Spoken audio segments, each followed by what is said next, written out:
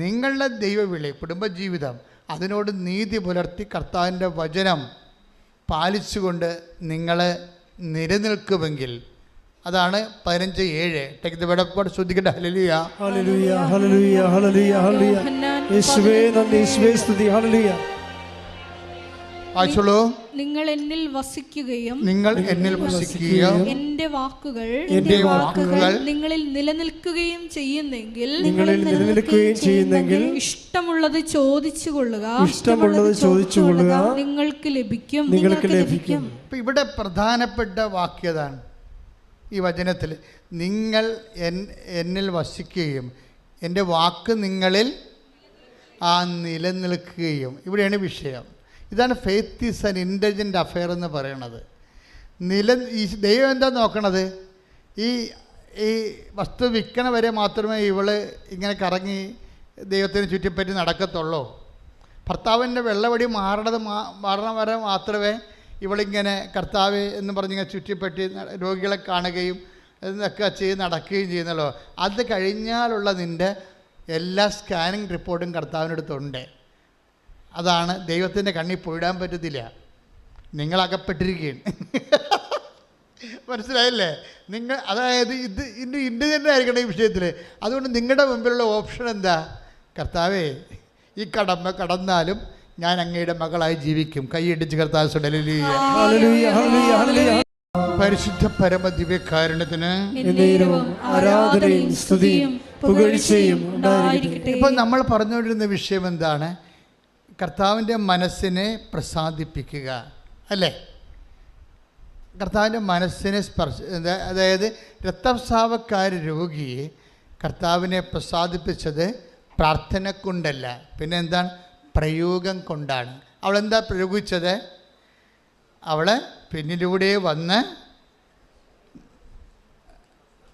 നമുക്കറിയാമല്ലോ, ദൈവത്തിനെ സമീപിക്കുന്നവർ മുമ്പിൽ വരണമെന്നൊന്നും ഒരു ആഗ്രഹമില്ല. ദൈവത്തിന് മുമ്പും പറവൊന്നുമില്ല. ദൈവം മനസ്സിലായില്ലേ? പിന്നിലൂടെ വന്ന് അവൻ്റെ വസ്ത്രത്തിൽ സ്പർശിച്ചു. അവൾ ശബ്ദിച്ചില്ല, പ്രാർത്ഥിച്ചില്ല. പിന്നെ എന്ത് ചെയ്ത്? ഉള്ളിൽ മത്തായി 9:21 പറയും പോലെ ഉള്ളിൽ വിചാരിക്കുക മാത്രമേ ചെയ്തുള്ളൂ. വിശ്വാസം വിചാരത്തിൻ്റെ രൂപത്തിൽ അവിടെ ഉള്ളിലുണ്ടായിരുന്നു. ആ ഉള്ളിലുണ്ടായിരുന്ന വിചാരത്തെ വളരെ നിശബ്ദമായി അവൾ പ്രയോഗിക്കണം. കഴിഞ്ഞ ദിവസങ്ങളിലൊരു സാക്ഷ്യമുണ്ടായി. ഈ പ്രയോഗം ഏറ്റവും കൂടുതലുള്ള ഉടമ്പടിയിലാണ് ഏറ്റവും കൂടുതൽ പ്രയോഗമുള്ളത്. ഇപ്പോൾ കഴിഞ്ഞ ദിവസം ഒരു സാക്ഷ്യം ശ്രുതിക്കട്ടെ മക്കളെ. യേശുവേ സ്വസ്ഥം.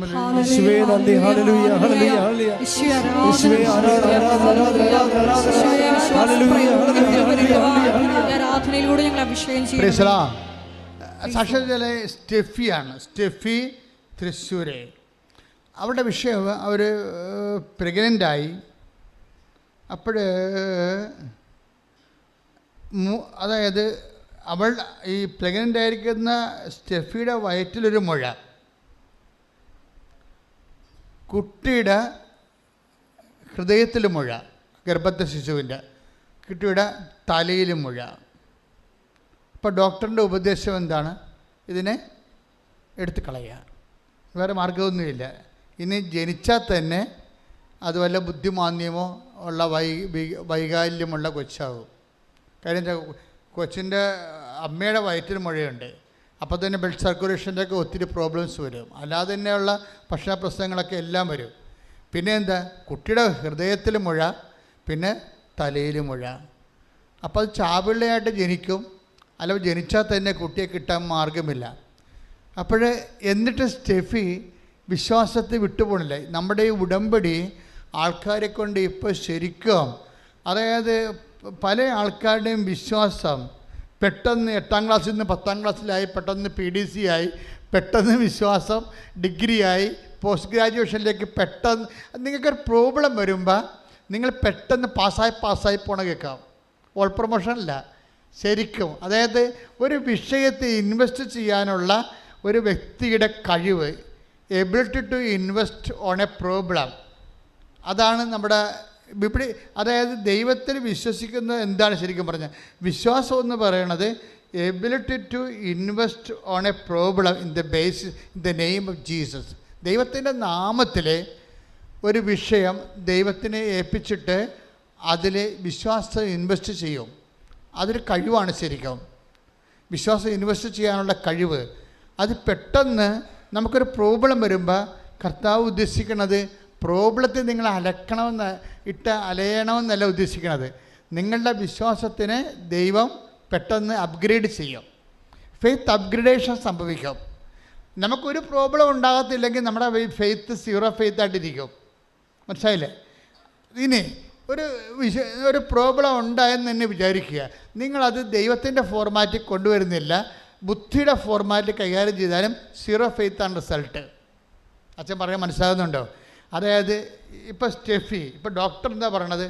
ഡോക്ടർ ഇൻ്റലക്ച്വൽ ഫോർമാറ്റാണ് അത് ഉപയോഗിക്കുന്നത് ബുദ്ധിപരമായിട്ട്. അത് ആ കുട്ടിയെ കിട്ടിയിട്ട് കാര്യമില്ല എന്ന് പറയണത്. കുട്ടിയെ കിട്ടിയിട്ട് കാര്യമില്ല, it is better to abort. ആ വൈദ്യശാസ്ത്രം അങ്ങനെ ചെയ്യത്തുള്ളൂ. ആവശ്യമില്ലാത്ത ഒരു റിസ്ക്കും അവരെടുക്കത്തില്ല. കാര്യം അങ്ങനെ ഒരു കുട്ടി ജനിച്ചാൽ പിന്നെ രാഷ്ട്രത്തിന് 2-3 പ്രശ്നങ്ങളാണ്. അമ്മ എന്ന് പറയുന്ന വ്യക്തിയുടെ ജീവിതം നോൺ പ്രൊഡക്റ്റീവ് ആകും. രാഷ്ട്ര പുനർനിർമ്മാണത്തിന് പിന്നെ ഉപയോഗിക്കാൻ പറ്റത്തില്ല. അവർ കൊച്ചിനെ ചുമന്നുണ്ടാക്കേണ്ടി വരികയില്ലേ. അപ്പോൾ ഇതിന് സ്വാഭാവികമായിട്ട് കുട്ടിക്ക് അമ്മയ്ക്കും രാഷ്ട്രം തീറ്റി കൊടുക്കണം, ഭക്ഷണം കൊടുക്കണം. അതാണ് രാഷ്ട്രത്തിൻ്റെ പ്രശ്നം. അതുകൊണ്ട് ഡോക്ടർമാർക്കെല്ലാം വളരെ റാഷണലായിട്ടുള്ള ഉപദേശമാണ് കൊടുക്കണം. അപ്പോൾ അവർ പറയും it is better to terminate എന്ന് പറയും. പക്ഷേ ഇത് ആരോടാണ് പറഞ്ഞിരിക്കണത്? ഒരു വിശ്വാസിയോടെ പറഞ്ഞിരിക്കുന്നത്. വിശ്വാസിയെ സംബന്ധിച്ചിടത്തോളം ഈ ഡോക്ടർ പറയുന്ന ബുദ്ധിയുടെ അപ്പുറത്ത് അവർ വേറെ ഒരു ശക്തിയെ കാണുന്നുണ്ട്. ഇതിന് നമുക്കറിയാം, ദൈവം സാന്നിധ്യം നൽകണത് ശക്തിയുടെയും ജ്ഞാനത്തിൻ്റെയും രൂപത്തിലാണ്. ശക്തിയുടെയും ജ്ഞാനത്തിൻ്റെയും രൂപത്തിൽ നമ്മൾ ദൈവം എന്ന് പറയുന്നുണ്ടെങ്കിലും അനുഭവതലത്തിൽ നമുക്ക് ഇങ്ങനെ ഡൗൺലോഡ് ചെയ്ത് കിട്ടണത് ശക്തിയും ജ്ഞാനവുമാണ് ദൈവം. ഇപ്പോൾ ഈശോയുടെ വചനം തന്നെ കേൾക്കാമല്ല. ഇപ്പോൾ 1 കൊറിന്തോസ് 1:24 take the word of God. സ്തുതിക്കട്ടെ. ഹല്ലേലൂയ ഹല്ലേലൂയ ഹല്ലേലൂയ ഹല്ലേലൂയ ഹല്ലേലൂയ. യേശുവേ നന്ദി. ഹല്ലേലൂയ ഹല്ലേലൂയ ഹല്ലേലൂയ. 1 കൊറിന്തോസ് 1:24 ക്രിസ്തു ദൈവത്തിൻ്റെ ശക്തിയും ദൈവത്തിൻ്റെ ജ്ഞാനവുമാണ്. അപ്പോൾ ക്രിസ്തു ആരാണ്? ദൈവത്തിൻ്റെ ശക്തി, ദൈവത്തിൻ്റെ ജ്ഞാനവുമാണ്. അപ്പോൾ ദൈവത്തിൽ നമുക്ക് 2 കാര്യം കിട്ടും. ജ്ഞാനം എന്ന് പറയുന്നത് എന്താണ്? ഒരു വിഷയത്തിൻ്റെ ആശയ പരിസരം. ഇപ്പോൾ ഈ ടേബിൾ ഉണ്ടാക്കണം, ആദ്യം എന്ത് ചെയ്യണം? ടേബിൾ വരക്കണം, അല്ലേ? അതിൻ്റെ അപ്പോൾ വീടാണെങ്കിൽ പ്ലാൻ ഉണ്ടാക്കണം, അല്ലേ? അതാണ് ജ്ഞാനം എന്ന് പറയുന്നത്. ഇപ്പോൾ ഈ ലോകം ക്രിയേറ്റ് ചെയ്യണമെങ്കിൽ ദൈവം ഇതിൻ്റെ സ്കെച്ച് ഉണ്ടാക്കണം, സ്കെച്ചും പ്ലാനും ഉണ്ടാക്കണം. എന്നിട്ടാണ് അതിൻ്റെ അകത്ത് മാറ്റർ ഫില്ല് ചെയ്യണത്. അപ്പോഴേ അതുപോലെ തന്നെ അത് പ്രയോഗമെന്ന് പറയും. ഇപ്പോൾ ആദ്യം സിദ്ധാന്തം, പിന്നെ പ്രയോഗം. അതാണ് ജ്ഞാനവും ശക്തിയും. ശക്തിയാണ് പ്രയോഗം വരണത്. ദൈവം പവറായതുകൊണ്ട് പ്രയോഗം ശക്തിയിൽ വരുവാണ്. അപ്പോൾ അങ്ങനെ വരുമ്പോൾ നമുക്കത് നമ്മുടെ ബോഡിയിലാണ് ഈ ശക്തി ഇൻവെസ്റ്റ് ചെയ്യണമെങ്കിൽ അത് ഹീലിംഗ് ആയിട്ട് വരും. അതിനൊരു മീഡിയമായിട്ടാണ് ഉടമ്പടി തലം ഉപയോഗിക്കുന്നത്. ഉടമ്പടി തലം നമ്മൾ ഉപയോഗിക്കത്തില്ലേ? ഉടമ്പടി തലം ഞങ്ങൾ അതിൻ്റെ അകത്ത് പവർ ഇൻകൾക്കേറ്റ് ചെയ്തിരിക്കുകയാണ്. എങ്ങനെയാണ് ഇൻകൾക്കേറ്റ് ചെയ്യണത്? അത് കർത്താവ് നൽകിയ വിശുദ്ധ പൗരോഹിത്യത്തിൻ്റെ പരമാധികാരത്തിൽ കർത്താവ് ആശീർവാദ അനുഗ്രഹം തന്നിട്ടുണ്ടല്ലോ. അപ്പോൾ ആശീർവാദ അനുഗ്രഹം ചില അച്ഛന്മാർ സാധാരണ കാര്യങ്ങൾക്ക് വേണ്ടി ഉപയോഗിക്കും. ആ പള്ളിയിൽ കൊണ്ടുവന്ന സാധനങ്ങൾ വെഞ്ചരിച്ച് കൊടുക്കാനേ ഉപയോഗിക്കത്തുള്ളൂ. ഞാൻ ആശീർവാദ അനുഗ്രഹം എല്ലാത്തിനും ഉപയോഗിക്കുമായിരുന്നു, എല്ലാത്തിനും. കാര്യം എനിക്കത് കിട്ടിയത് ഞാൻ പഠിക്കുന്ന കാലത്ത് ജോൺ പോൾ മാർപ്പാപ്പ വത്തിക്കാൻ്റെ അരമനയുടെ മുകളിൽ ഈ അറ്റ്ലാന്റിക് സമുദ്രം കൂവിക്കുത്തി ഉയർന്നു വന്നിരുന്നു, ഇറ്റലിയെ വിഴുങ്ങണ പോലെ. അപ്പോൾ ജോൺ പോൾ മാർപ്പാപ്പ അരമനയിൽ നിന്നുകൊണ്ട് അറ്റ്ലാന്റിക് സമുദ്രത്തിൻ്റെ മേൽ കൈ ഉയർത്തിക്കൊണ്ട് സമുദ്രത്തെ ആശീർവദിച്ചു. ഇത് 1983-84 ഇത് സംഭവിക്കണം. ഇത് എന്നെ വല്ലാത്ത രീതിയിൽ ഹോണ്ട് ചെയ്ത് എനിക്കൊരു തുറവ് കിട്ടി. എന്താ കാര്യം? ഇത്രയും ധൈര്യമായിട്ട് സമുദ്രത്തിൻ്റെ മേൽ കൈ ഉയർത്താൻ കർത്താവിൻ്റെ പുരോഹിതനെ മാത്രമേ കഴിയത്തുള്ളൂ. ശ്രദ്ധിക്കട്ടെ. ഹല്ലേലൂയ ഹല്ലേലൂയ ഹല്ലേലൂയ. ജീവിതത്തിന്റെ പ്രതിസന്ധി ഘട്ടങ്ങളിൽ വിശ്വാസം പ്രയോഗത്തിൽ വരുത്തുവാനുള്ള വലിയ കൃപ പരിശുദ്ധ പരമദിവ്യകാരുണ്യത്തിന് ആരാധനയും സ്തുതിയും പുകഴ്ചയും ഉണ്ടായിരിക്കട്ടെ. അത് ജോൺ പോൾ മാർപ്പാപ്പയ്ക്ക് ഈശോയിൽ നിന്ന് കിട്ടിയതാണ്. ലോക ചരിത്രത്തിലെ ഈശോ മാത്രമേ സമുദ്രത്തെ ശാസിച്ച് ശാന്തമാക്കിയിട്ടുള്ളത്. ഈ അധികാരമാണ് അപ്പോസ്തലന്മാർക്ക് കൈമാറിയിരിക്കുന്നത്. ചിലരത് ജോൺ പോൾ മാർപ്പാപ്പ പോലുള്ള ആൾക്കാരെ ആ അഭിഷേകത്തിൻ്റെ മുഴുവൻ പൂർണ്ണ തോതിൽ ഉപയോഗിക്കുന്ന ആളാണ്, പൂർണ്ണ തോതിൽ. പിന്നെ ചിലർ ഫങ്ഷനിലായിട്ട് അവർക്ക് അവരുടെ ലിമിറ്റേഷനിലുള്ള വിഷയങ്ങൾക്ക് ഉപയോഗിക്കും. അപ്പോൾ ആശീർവാദം ജനങ്ങളെ ആശീർവദിക്കാൻ, അല്ലാതെ ഓരോരുത്തരെ ആശീർവദിച്ച് പുട്ടടിക്കാൻ വേണ്ടി ദൈവം തന്നെ അതല്ല. ആശീർവാദം ജനങ്ങളെ പൊതു നന്മയ്ക്കാണ്. Take the bed of God, പൊതു നന്മ. ശ്രദ്ധിക്കട്ടെ. ഹല്ലേലൂയ ഹല്ലേലൂയ ഹല്ലേലൂയ യേശുവേ നന്ദി. ഹല്ലേലൂയ ഹല്ലേലൂയ ഹല്ലേലൂയ ആരാധിച്ചിടാം താഴ്വണങ്ങിടാം ആശ്രയിച്ചിടാം ദിവ്യകാരുണ്യത്തെ. 1 Corinthians 12:7. 1 Corinthians 12:7. ഓരോരുത്തരിലും ആത്മാവ് വെളിപ്പെടുന്നത് പൊതു നന്മയ്ക്ക് വേണ്ടിയാണ്. Praise the Lord. അല്ല, ക്രിസ്ത്യാനിക്ക് വേണ്ടി മാത്രമാണെന്നല്ല, മനസ്സിലായില്ലേ? പൊതു നന്മ, അതായത് മനുഷ്യനും മൃഗങ്ങളും പ്രകൃതിയും കടലിലെ ജീവങ്ങളും എല്ലാം ആശീർവദിക്കേണ്ടതാണ്.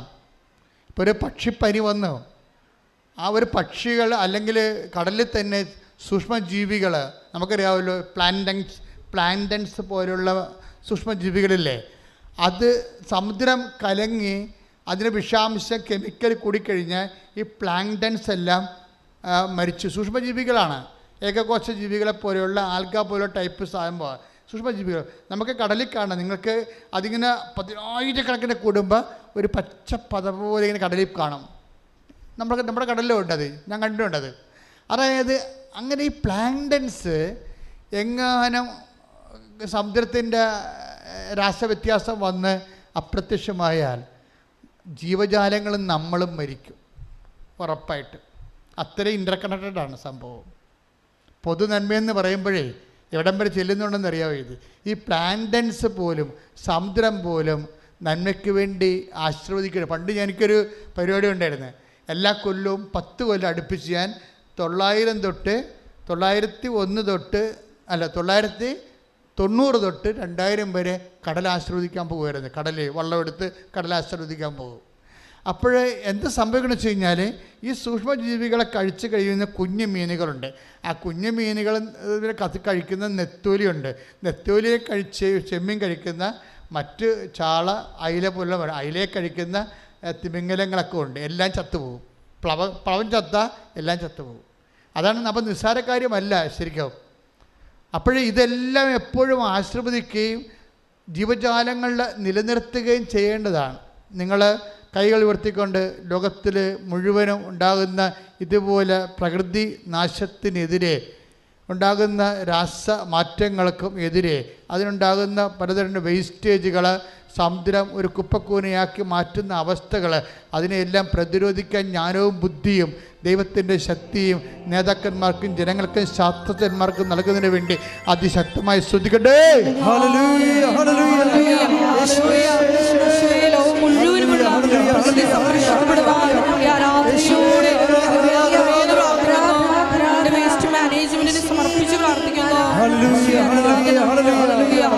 അപ്പൊ ഈ പൊതു നന്മയ്ക്ക്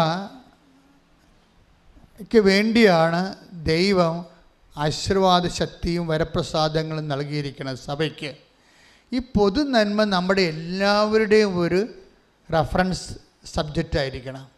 പൊതു നന്മ, നമ്മൾ ഏറ്റവും കുറവ് പൊതു നന്മയെക്കുറിച്ച് ചിന്തിക്കുന്ന ആൾക്കാരാണ് നമ്മളെന്ന് തോന്നുന്നത്. മറ്റ് രാജ്യങ്ങളെക്കാൾ അപേക്ഷിച്ച് പൊതു നന്മയെക്കുറിച്ച് കുറച്ച് ചിന്തിക്കുന്ന, അതെങ്ങനെ വന്നു എന്നറിയാൻ പാടില്ല. ഇങ്ങനെ നമ്മൾ പൊതുവായിട്ട് നമ്മുടെ സംസ്കാരത്തെ വിമർശിക്കുന്നത് ന്യായമായ കാര്യവുമല്ല. പക്ഷേ പൊതു നന്മയെക്കുറിച്ചുള്ള ബോധം ഏറ്റവും കൂടുതൽ ഉണ്ടാവേണ്ടത് ബൈബിളിൽ വിശ്വസിക്കുന്നവർക്കാണ്. പ്രത്യേകിച്ച് എന്താ കാരണം? ദൈവം ഓരോരുത്തർക്കും കഴിവ് നൽകിയിരിക്കുന്നത് അവരുടെ കുടുംബത്തിനും അവരുടെ വയറിനും വേണ്ടി മാത്രമല്ല. read it again. ശ്രദ്ധിക്കട്ടെ. ഹല്ലേലൂയ. 1 Corinthians 12:7. ഓരോരുത്തരിലും വെളിപ്പെടുന്നത് പൊതു നന്മയ്ക്ക് വേണ്ടിയാണ്. അപ്പോൾ ഇതാണ് ദൈവത്തിൻ്റെ കാഴ്ചപ്പാട്. നിങ്ങൾക്ക് ജോലി കിട്ടിയാലും നിങ്ങൾക്ക് വീട് കിട്ടിയാലും മറ്റ് ഒരു സമൂഹത്തിൻ്റെ മുമ്പിലാണ് നമ്മളിവിടെ ജീവിക്കുന്നത്. മറ്റുള്ളവരെക്കുറിച്ച് ഒരു കരുതൽ വേണം. ഇതിനാണ് കാരുണ്യ പ്രവൃത്തി എന്ന് പറയുന്നത്. കരുതലിൻ്റെ പ്രവൃത്തികളാണ് കാരുണ്യ പ്രവൃത്തികൾ. ഇപ്പം കാരുണ്യ പ്രവൃത്തികൾ ഇപ്പം കഴിഞ്ഞ ദിവസങ്ങൾ ഷൈജ എന്നും പറഞ്ഞൊരു ഷൈജു വടുതല അങ്ങനെ ഒരു മോളോട് സാക്ഷ്യം പറഞ്ഞാൽ അവിടെ സാക്ഷ്യം കേട്ട് ഞാൻ ചിരിച്ചുപോയി. കാര്യം വെച്ച് കഴിഞ്ഞാൽ ഇവളെ ഉടമ്പടി എടുത്തിട്ട് അവർക്ക് ഒരു ചീനവലമുണ്ട്. ഇപ്പം ഈ 4 കാല് കൈ വെച്ച് കായലിലേക്ക് കെട്ടിത്താത്തുന്ന വലയില്ലേ, കൊച്ചിയിലൊക്കെ ഉണ്ട്, ഞങ്ങളുടെ നാട്ടിലൊക്കെ ഉണ്ട്, പള്ളിത്തോട്ടിലേക്ക്. അപ്പോൾ അവിടെയൊക്കെ കായലിലൊക്കെ കാണാം. ഇപ്പം ചീനവല രാത്രി മുഴുവൻ ഭയങ്കര കഷ്ടപ്പെട്ട ജോലിയാണത്. ഞാൻ പണ്ട് 10ാം ക്ലാസ്സൊക്കെ പഠിക്കുമ്പോൾ ചീനവല തട്ടിലിരുന്നാണ് പഠിച്ചുകൊണ്ടിരുന്നത് എൻ്റെ കൂട്ടുകാരനായിട്ട്. അപ്പോൾ രാത്രി മുഴുവനും വല വലിക്കുമ്പോൾ കുറച്ച് വിലയും കിട്ടും. 2-3 കിലോ ചെമ്മീൻ കിട്ടുന്ന ദിവസമുണ്ട്. പക്ഷേ ഉറക്കനിപ്പ് അതിൻ്റെ ഇരട്ടിയാണ്. അത്രയും നമ്മളൊക്കെ സിമ്പിളാണ്. നിങ്ങൾ മീനൊക്കെ വാങ്ങിക്കുമ്പോൾ ഓർക്കണേ, അതിന് ഉറക്കം നിൽക്കുന്ന ആൾക്കാരുടെ കഷ്ടപ്പാടിൻ്റെ പകുതി പോലും അവർക്ക് കിട്ടണില്ല. എല്ലാ മത്സ്യത്തൊഴിലാളി സഹോദരങ്ങളെ സമർപ്പിച്ചോട് ശ്രദ്ധിക്കട്ടെ. ഹല്ലേലൂയ.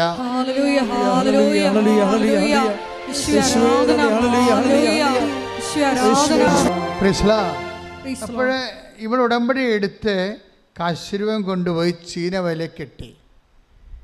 അപ്പോൾ അവൾ പറഞ്ഞ സാക്ഷ്യം വെച്ചാൽ ഇപ്പം കെട്ടിയിട്ട് 6 മാസമായി. ഇന്ന് വരെ അതായത് മത്സ്യം ഒഴിയണില്ല. സമൃദ്ധമായി രാത്രിയും പകലും ദൈവം അവരെ അനുഗ്രഹിച്ചുകൊണ്ടിരിക്കുകയാണ്.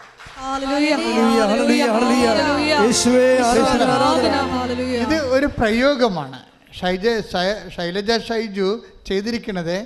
അവൾ അത് ഞങ്ങളെങ്ങനെയാണ് അത് ചെയ്യണത്?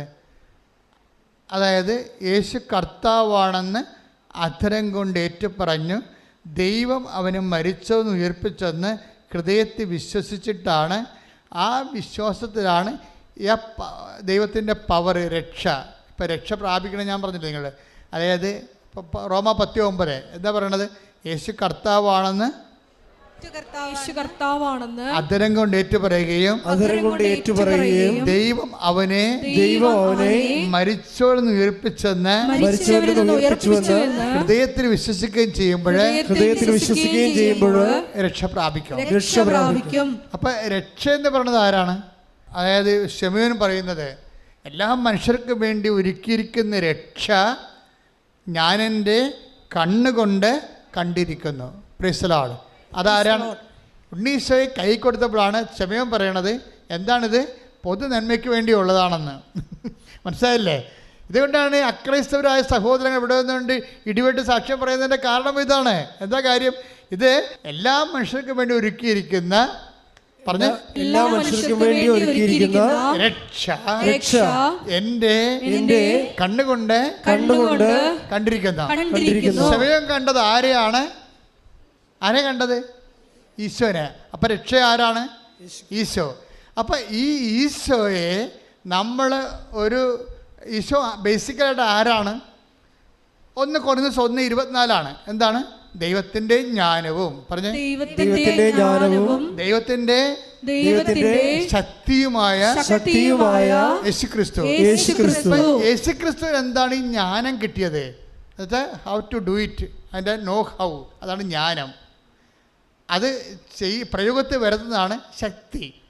അപ്പോൾ ഇതെങ്ങനെയാണ് യേശുക്രിസ്തുവിന് ഈ ശക്തി ജ്ഞാനം കിട്ടിയത്? അത് അറിയണമെങ്കിൽ നമ്മുടെ ദാനിയേൽ 2:20 ശ്രദ്ധിക്കട്ടെ. ഹല്ലേലൂയ. യേശുവേ നന്ദി, യേശുവേ സ്തുതി. ഹല്ലേലൂയ, ഹല്ലേലൂയ, ഹല്ലേലൂയ, ഹല്ലേലൂയ, ഹല്ലേലൂയ.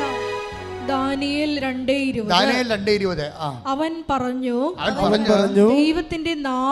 ദൈവത്തിന്റെ നാമം എന്നെന്നും വാഴ്ത്തപ്പെടട്ടെ, ജ്ഞാനവും ശക്തിയും അവിടുത്തേതാണ്. ഇപ്പൊ ദൈവം തൻ്റെ സാന്നിധ്യം നൽകണത് എന്ത് പ്രതീകത്തിലാണ്? നാമം എന്ന പ്രതീകത്തിലാണ്. പേര്. ഇത് വളരെ സീരിയസ് വിഷയമാണ്. നിങ്ങളിതൊക്കെ മനസ്സിലാക്കണം. അതായത് ദൈവം തൻ്റെ ശക്തി, ജ്ഞാനം അത് കൈമാറ്റം ചെയ്യുന്നതിന് വേണ്ടി നിലവിലുള്ള സ്ഥിതി എന്താണ്? നാമമാണ്. നാമം, പേര്. ആ പേരിൻ്റെ ഉള്ളിൽ എന്തൊക്കെയാണുള്ളത്? പേരിൻ്റെ ഉള്ളിൽ എന്തൊക്കെയാണുള്ളത്?